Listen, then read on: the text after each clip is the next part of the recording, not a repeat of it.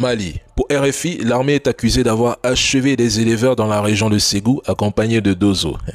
Ceux qui étaient finalement nombreux à assister à la scène, téléphone en main, sans doute, sans appareil photo, ont tout vu, restant de simples spectateurs jusqu'à la fin de l'opération, sans que l'armée ne s'en prenne à eux. Tout le récit provient de témoignages anonymes, relayés par RFI sans preuve visuelle, sans confirmation indépendante, ni réaction officielle.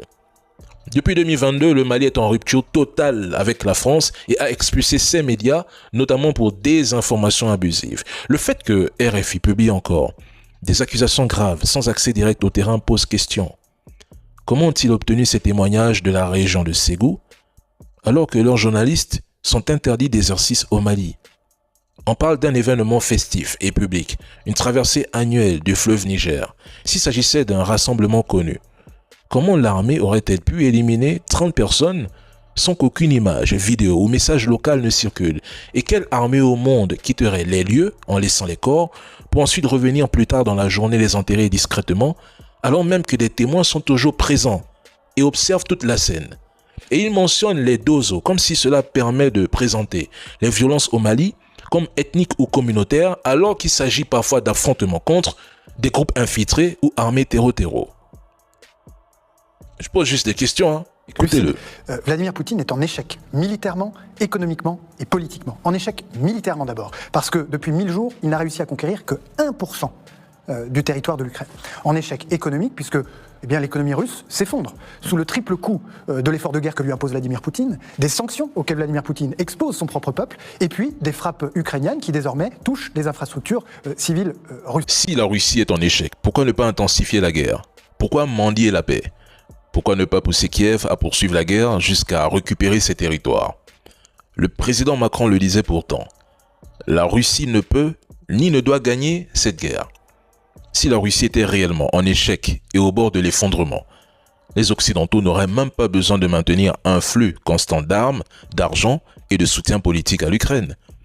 Ils se contenteraient d'attendre que Moscou s'écroule seul au lieu d'appliquer un 19e paquet de sanctions.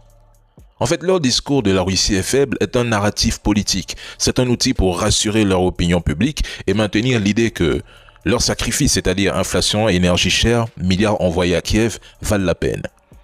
Ils savent que la Russie n'est pas en train de sombrer. Malgré les sanctions massives, l'économie russe s'est adaptée.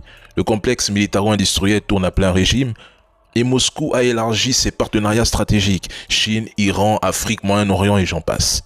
Donc, le reste, c'est de la flûte. J'ai l'impression de vivre un rêve.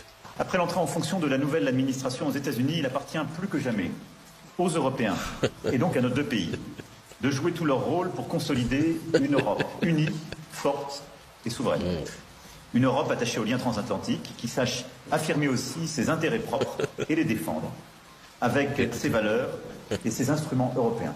En quelques mois, nous sommes passés de « la Russie ne peut et ne doit pas gagner cette guerre » à « nous allons contrer la puissance des États-Unis ». Merci pour ce moment de vide et de mots, Monsieur le Président. Mais quand il parle d'Europe, il parle de quelle Europe exactement?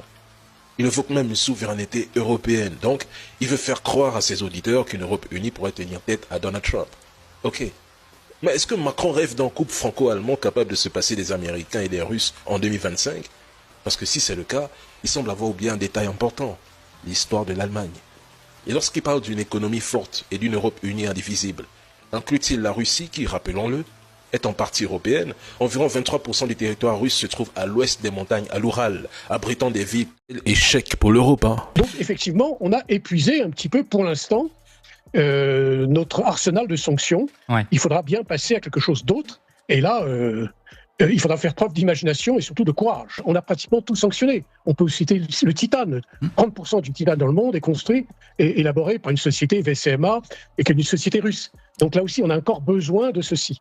Donc on est devant le pied du mur. L'Inde a dit que, nonobstant les taxes de 25%, ils continueront à acheter. Et là aussi, l'Inde, il ne faut pas oublier, ils font partie du Quad. Les États-Unis ne peuvent pas perdre l'Inde, ou autrement, vis-à-vis de la Chine, vis-à-vis de l'endiguement. C'est quand même le Brésil, effectivement, ils achètent du pétrole. En une phrase, c'est une capitulation et une humiliation totale parce que plus de 40 pays, plus de 40, se sont réunis en Allemagne le 26 avril 2022 pour armer et sanctionner lourdement la Russie. 3 ans plus tard, l'Europe a vidé ses cartouches économiques sans atteindre sa cible. 3 ans de sanctions. Embargo, exclusion de SWIFT, gel d'avoirs, arrêt du gaz russe, interdiction d'exportation de composants stratégiques, destruction du Nord Stream, 18 paquets de sanctions. Résultat, le rouble tient, Moscou réoriente son commerce vers l'Asie, les BRICS se renforcent et l'Europe, elle, retourne au charbon et achète du GNL américain 3 fois plus cher et de mauvaise qualité. L'outil des sanctions est devenu un boomerang. L'objectif était d'asphyxier Moscou. Ironie, c'est Berlin qui ferme ses usines et Paris qui subventionne son électricité. Reconnaître l'épuisement des sanctions, 18 ans, c'est reconnaître l'échec d'une guerre hybride. L'Europe a cru qu'elle pouvait faire tomber une puissance nucléaire sans un seul tir. Aujourd'hui, Moscou, lui, répond avec des missiles hypersoniques et des usines de drones qui tournent 24 heures sur 24. Et maintenant, il regarde vers Trump et supplie maintenant Washington DC d'éteindre l'incendie qu'ils ont attisé avec Joe Biden.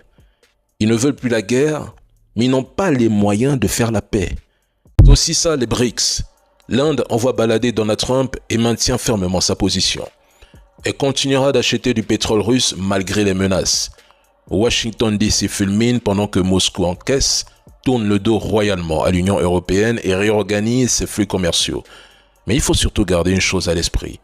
Même si demain, l'Inde cède et coupe tous ses achats, la Chine, elle, ne le fera pas. Au résultat, la Russie vendra à Pékin à prix réduit et c'est la Chine qui en sortira gagnante. Tant que Pékin reste dans le jeu, les sanctions occidentales sur le pétrole et le gaz russe n'ont qu'un effet limité. Moscou continue de vendre, Pékin continue d'acheter et l'Occident se débat dans une stratégie qui ne fait que renforcer ses rivaux. Mais attention, l'acheminement via l'Inde est si crucial pour le Kremlin qu'en cas de perturbation, cela pourrait l'inciter à riposter en fermant l'oléoduc CPC depuis le Kazakhstan où les géants pétroliers américains Chevron et Exxon détiennent d'importantes participations. Conséquence immédiate, les prix du pétrole pourraient dépasser largement les $80 le baril, voire bien plus. Donc, les droits de douane et les menaces de sanctions secondaires évoquées par le président Donald Trump risquent de pousser quelque part l'Inde et la Chine à approfondir leur coopération avec la Russie au sein des BRICS, accélérant la dédollarisation et la création de systèmes financiers alternatifs. Cela pourrait affaiblir l'influence économique des États-Unis à long terme. Donc, je ne comprends pas donc à quoi joue le président Trump. Mais plus il mise sur le rapport de force face à la Russie, la Chine et l'Inde, mais plus il s'enfonce. Tant que Pékin ne cède pas, Moscou tiendra bon. Imaginez ramener Poutine à la table des négociations à coups de menaces tarifaires relève du fantasme. L'Occident a perdu la guerre en Ukraine, cette guerre par procuration. Mais son ego l'empêche d'admettre l'échec en brandissant le drapeau blanc. Pourtant, ce théâtre a ses limites et tôt ou tard, il faudra bien trancher et décider ce qu'on fait réellement de Zelensky.